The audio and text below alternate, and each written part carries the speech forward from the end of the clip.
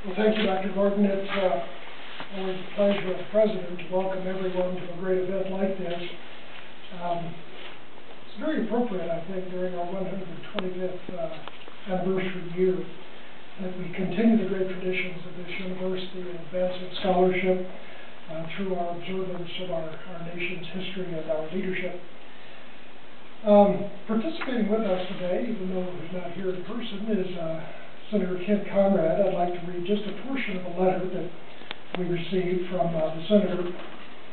Today we observe 125 years of rich history and academic achievement at the University of North Dakota.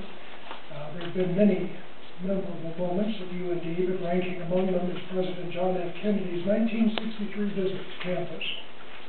President Kennedy inspired a generation of North Dakotans on that September day when he stood before this university and honored its eternal quest for knowledge. I wish Ken could have been with us today. I think he would have enjoyed very much all of the proceedings. I want to acknowledge, too, the committee that's worked so hard for so many months to plan this conference. I want to specifically acknowledge Professor Greg Gordon for his leadership and dedication to this task.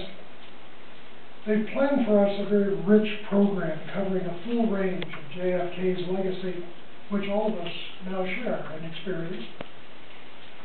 I have to admit that I was the 60s were my student years, and the 60s were the period when JFK had his tremendous impact on this country, and the subsequent decades that followed.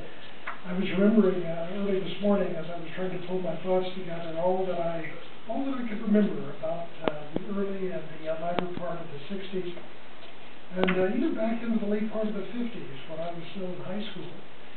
And I was remembering the Beat generation, the challenges that went from the 50s into the 60s.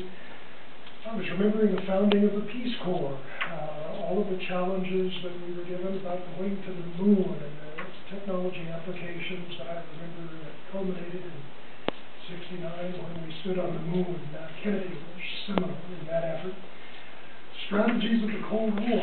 Many of you, the Cold War is only history. For me, it was very real. I'll never forget as a child the atomic bomb training that we all went through. The Berlin Wall discussions, the Ich bin ein Berliner. This was a remarkable period in our history.